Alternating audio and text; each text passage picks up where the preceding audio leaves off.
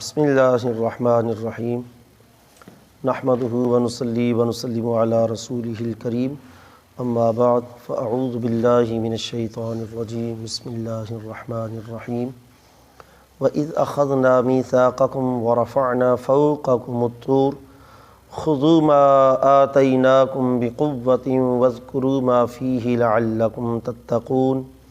ثُمَّ تَوَلَّيْتُم مِّن بَعْدِ ذَلِكَ فَلَوْلَا فَضْلُ اللَّهِ عَلَيْكُمْ وَرَحْمَتُهُ لَكُنتُم مِّنَ الْخَاسِرِينَ صدق اللہ مولانا العظیم وبلغنا رسولہ النبی الکریم الامین۔ کل کی سورۃ بقرہ کی آیت نمبر 62 کے اندر منافقین یہود و نصارہ اور ستارہ پرست قوموں کا ذکر کیا گیا تھا۔ آج کی آیات کے اندر بھی بنی اسرائیل کا تذکرہ ہے۔ اللہ تعالیٰ نے ارشاد فرمایا وَإِذْ أَخَذْنَا، اور اے بنی اسرائیل یاد کرو، أَخَذْنَا مِيثَاقَكُمْ، جب ہم نے تم سے وعدہ لیا، وَرَفَعْنَا، اور ہم نے اونچا کیا یا بلند کیا، فَوْقَكُمْ، تمہارے اوپر، طور پہاڑ کو، خُذُوا مَا آتَيْنَاكُمْ، تھام لو تم یا پکڑ لو تم، لے لو تم، ما آتیناکم، جو کچھ ہم تمہیں دیتے ہیں، بقوۃ، مضبوطی کے ساتھ، واذکروا ما فیہ، اور جو کچھ اس کتاب کے اندر ہے اس کو یاد کرو، لعلکم تتقون، تاکہ تم متقی ہو جاؤ، پرہیزگار ہو جاؤ، ثم تولیتم من بعد ذالک، اس کے بعد تم پھر گئے، فلولا فضل اللہ علیکم، اور اگر اللہ کا فضل تم پر نہ ہوتا، ورحمتہ، اور اس کی رحمت نہ ہوتی، لکنتم من الخاسرین، تو تم نقصان اٹھانے والوں میں سے ہوتے، خسارے میں رہنے والوں سے ہوتے۔ اس آیت کے اندر بنی اسرائیل کے جو آباء و اجداد ہیں انہی کی ایک اور خیانت کا ذکر کیا جا رہا ہے۔ جیسے پچھلے بھی رکوعات کے اندر میں نے بتایا تھا کہ یہ خطاب تو ہو رہا ہے ان یہودیوں کو جو نبی علیہ الصلوۃ والسلام کے زمانے میں تھے، لیکن ان کو خطاب کر کے کہا جا رہا ہے کہ تم وہ وعدہ یاد کرو، ہم نے تمہارے اوپر طور کو بلند کیا، جبکہ وہ تو ان کے آباء و اجداد تھے، وہ تو حضرت موسیٰ کے زمانے میں تھے، جن یہودیوں پر اللہ نے طور کو بلند کیا یا جن سے وعدے لیے، تو پھر ان کو کہنے کا کیا مقصد ہے؟ تو جیسے پیچھے میں نے عرض کیا تھا کہ یہاں پر اصل عبارت ہے وَإِذْ أَخَذْنَا مِيثَاقَ آبَائِكُمْ، یاد کرو جب ہم نے تمہارے آباء و اجداد سے وعدہ لیا، یا اگر یہی مراد ہوں جو حضور کے زمانے میں یہودی ہیں تو پھر اس سے مراد جو پیچھے میں نے ذکر کیا تھا، چونکہ ان کا نظریہ عقیدہ بھی وہی ہے جو ان سابقہ ان کے آباء و اجداد اسلاف کا تھا، لہٰذا ان کے ضمن میں اللہ نے خطاب ان یہودیوں کو کیا جو اس نزول کے موقع پر موجود تھے۔ فرمایا یاد کرو، اخذنا میثاقکم، جب ہم نے تم سے وعدہ لیا، ورفعنا، اور اونچا کیا تم پر، فوقکم الطور، تم پر طور پہاڑ کو ہم نے بلند کیا۔ طور سریانی زبان میں پہاڑ کو کہتے ہیں، سریانی زبان کے اندر طور پہاڑ کو کہتے ہیں، اور اس کے اندر واقعہ یوں ہے کہ جب فرعون کے غرق ہونے کے بعد موسیٰ علیہ السلام مصر سے لے کر بنی اسرائیل کو چل پڑے تو اللہ تعالیٰ نے یہ وعدہ کیا تھا، ان سے وعدہ لیا کہ تمہیں کتاب تورات دی جا رہی ہے، اس پر عمل کرنا۔ تو جب ان کو موسیٰ علیہ السلام نے تورات پیش کی،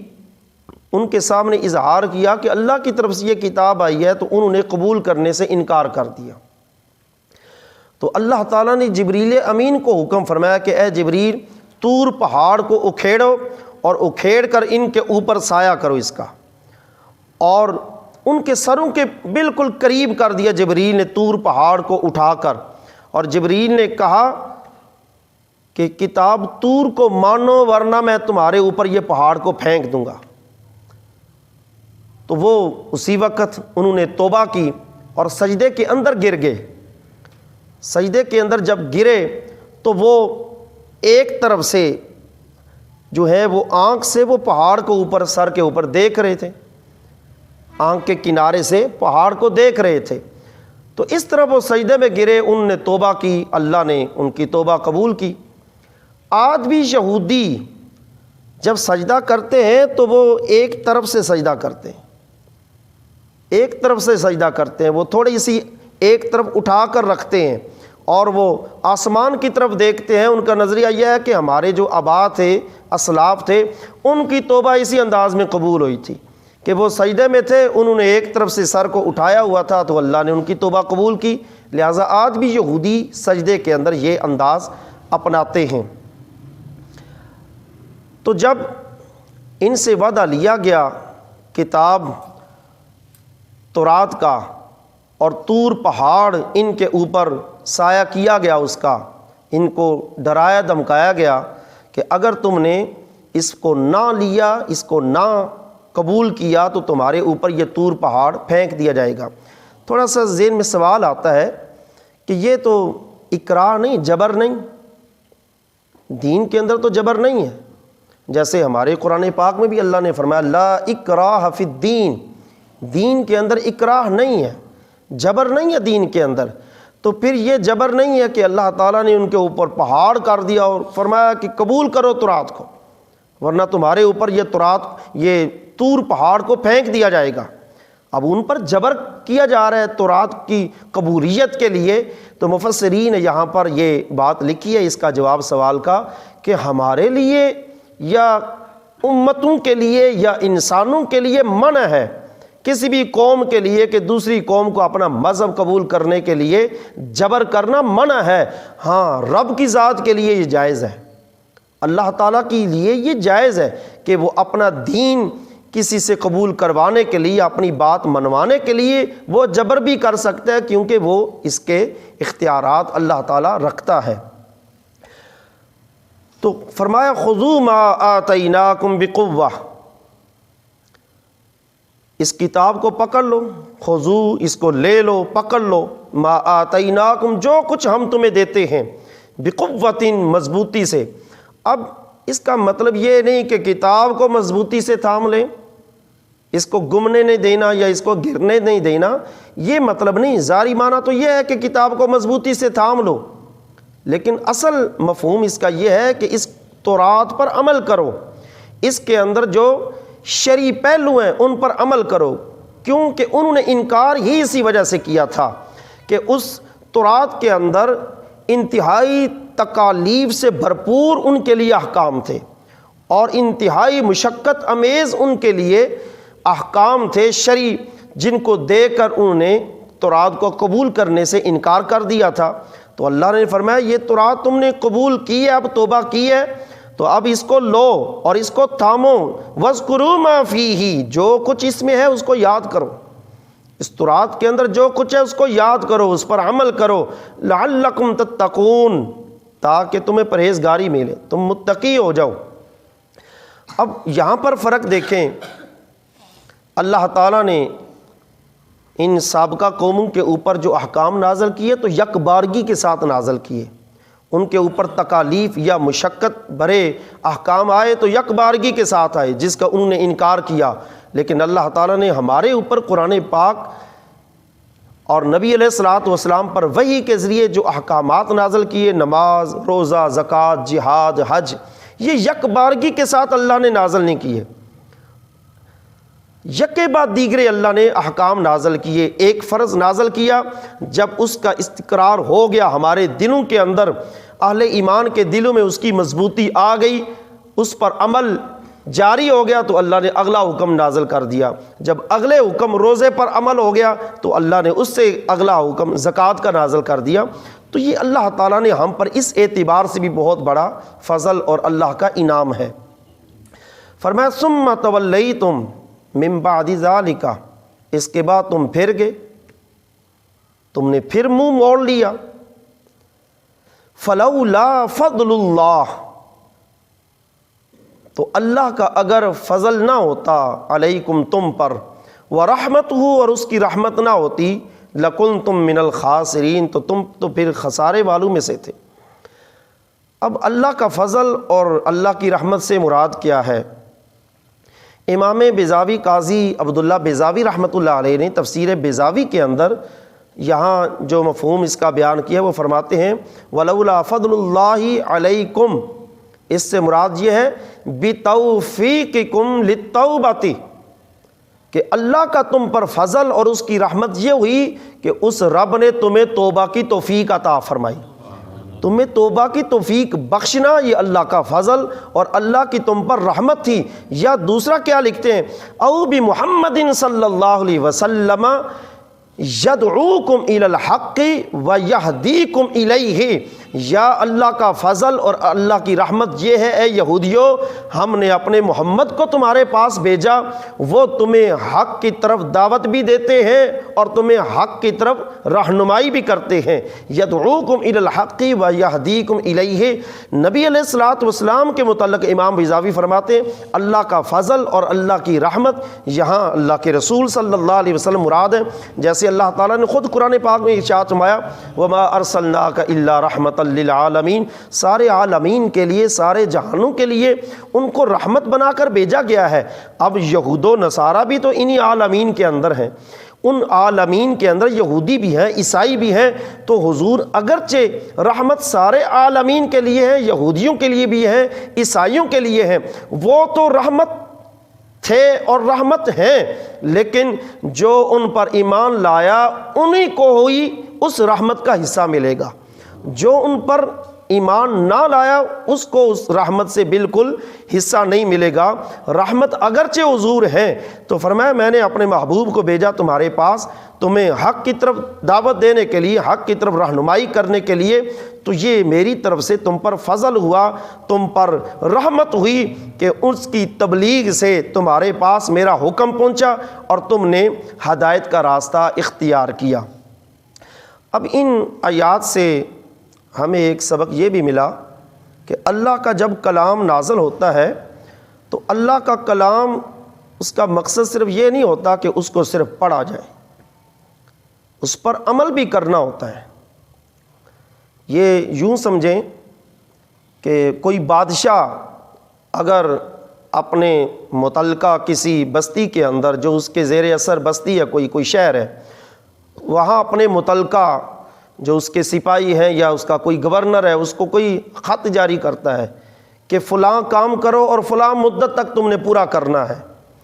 اب وہ لوگ اس بستی والے، اس کے ماتحت جو گورنر یا اس کے نیچے جو طبقہ ہے وہ روز خط کو پڑھتے رہتے ہیں اور جو بادشاہ نے حکم کیا اس پر عمل نہیں کرتے، خط روز پڑھتے ہیں لیکن جو اس نے خط میں لکھا ہے اس پر عمل نہیں کرتے۔ تو جب مدت پوری ہوئی، بادشاہ جب معائنہ کرنے کے لیے گیا تو وہاں کام کا نام و نشان نہیں، تو اب بادشاہ جو ہے وہ خالی ان سے ناراض نہیں ہوگا، بادشاہ ان کو سزا بھی دے گا۔ اب یہ اللہ کا ہماری طرف آیا ہوا یہ خط ہے، اس کو صرف پڑھنا نہیں ہے، اس کو سمجھنا ہے، اور جو اس میں اللہ نے ہم سے مطالبہ کیا ہے، اس قرآن کا جو تقاضا ہے اس تقاضے کو ہم نے پورا کرنا ہے، خالی پڑھنا نہیں ہے۔ کیوں کہ آج ہمارے معاشرے کے اندر ایک عجیب روش جاری ہو گئی ہے کہ شوقیہ طور پر بچوں کو قرآن پاک حفظ کرواتے ہیں،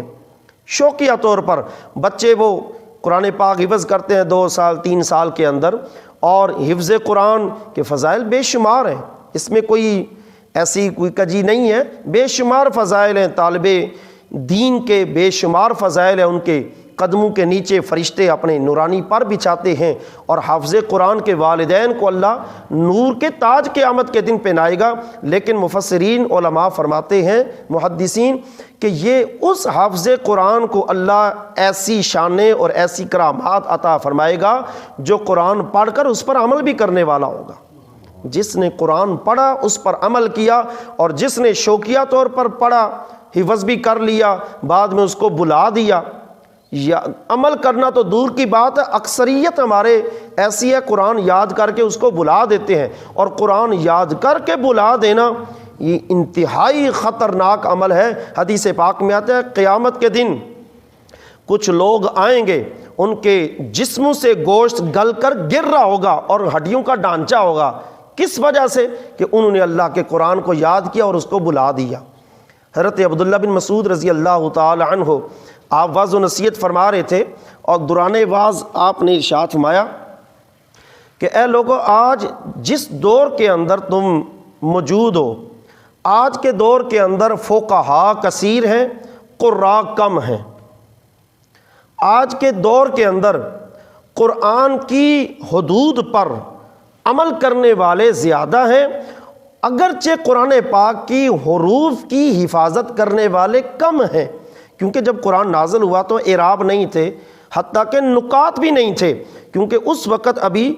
علم صرف، نحو، قرآن کی لغت کا علم ابھی ایجاد ہی نہیں ہوا تھا. اور یہ قرآن پاک کی لغت یا عربی لغت کے موجد جو ہیں یہ حضرت شیر خدا علی المرتضیٰ رضی اللہ تعالی عنہ، لغت عربی یا لغت قرآن کے موجد حضرت شیر خدا رضی اللہ تعالی عنہ ہیں. تو فرما رہے ہیں کہ آج قرآن کے اگرچہ حروف کی اتنی حفاظت نہیں لیکن حدود کی پابندی کی جاتی ہے. آج کے دور کے اندر حضرت عبداللہ بن مسعود فرما رہے ہیں آج کے دور کے اندر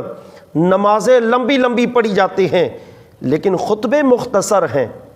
خطبے مختصر ہیں. اور آج کے دور کے اندر سوالی کم ہیں، دینے والے زیادہ ہیں. اور آج کے دور کے اندر عمل پہلے ہے اور آرزویں اور خواہشات دوسرے نمبر پر ہیں، وہ بعد میں ہیں. لیکن فرمایا ایک زمانہ آنے والا ہے کہ اس زمانے کے اندر فقہا قلیل ہوں گے، قراء زیادہ ہوں گے. قرآن کے قاری زیادہ ہوں گے، فقہا مسائل بتانے والے کم ہوں گے، قرآن پڑھنے والے قراء بہت زیادہ ہوں گے، اور حروف کی حفاظت کرنے والے بہت زیادہ ہوں گے. دیکھیں کیسے تجوید کے ساتھ پڑھا جاتا ہے، کس کس لہجے کے اندر قرآن پاک پڑھا جاتا ہے. تو یہ حضرت عبداللہ بن مسعود فرما رہے ہیں ایک دور آئے گا قرآن کی حروف کی بڑی حفاظت کی جائے گی لیکن قرآن پاک کی جو حدود ہیں ان کی پابندی بالکل نہیں ہوگی. ایک دور آئے گا کہ جس کے اندر لوگ خطبے تو بڑے لمبے لمبے دیں گے لیکن نمازیں مختصر کر دیں گے. دیکھ لیں آج ہمارے علماء کے اندر بھی ایسا معاملہ ہے، خطیب جب ممبر پر بیٹھتا ہے یا کہیں واعظ کرتا ہے تو وہ 2.5-3 گھنٹے کا بیان ہوتا ہے، اور جب نماز کے لیے مصلی پر آتا ہے 1-2 آیت پر اکتفا کر دیتا ہے. فجر کی نمازوں کے اندر الا ماشاء اللہ کوئی صفحہ 1.5 صفحہ تلاوت ہوگی، ورنہ آدھا صفحہ 2 آیات 3 آیات فجر کی نماز کے اندر پڑھی جاتی ہے قرآن کی تلاوت. اللہ کے رسول صلی اللہ علیہ وسلم 60 آیات سے لے کر 100 آیات تک فجر کی نماز میں قرات کیا کرتے تھے. تو فرمایا ایک زمانہ آئے گا جس کے اندر قرآن کی تلاوت زور و شور سے کی جائے گی، خطبے لمبے لمبے دیے جائیں گے لیکن نمازیں مختصر ہوں گی. وہ دور جو آئے گا حضرت عبداللہ بن مسعود رضی اللہ تعالیٰ نے فرمایا سائل زیادہ ہوں گے، دینے والے تھوڑے ہوں گے. اور اس دور کے اندر فرمایا کہ عمل بعد میں ہوگا، اپنی خواہشات کا اظہار پہلے کریں گے. ہم رب سے پتہ نہیں کیا کچھ مانگتے ہیں اور عمل پاس ہوتا نہیں ہے. جنت الفردوس کا ہم سوال کرتے ہیں، پہلے ہم دیکھتے ہیں کہ کیا ہم نے عمل جنت الفردوس والے کیے ہوئے ہیں یا نہیں. عمل ہمارے ہے نہیں اور رب سے مطالبات ہم کتنے بڑے بڑے کر دیتے ہیں. تو یہ حضرت عبداللہ بن مسعود رضی اللہ تعالی عنہ نے جو واعظ فرمایا، اللہ تعالی ہمیں بھی اس واعظ سے نصیحت اور عبرت پکڑنے کی توفیق عطا فرمائے. اللہ تعالی قرآن کا فہم اور صحیح سمجھ کے بعد اللہ تعالی اپنے اس فرمان پر ہمیں عمل کرنے کی توفیق عطا فرمائے. آمین. وآخر دعوانا ان الحمد للہ رب العالمین.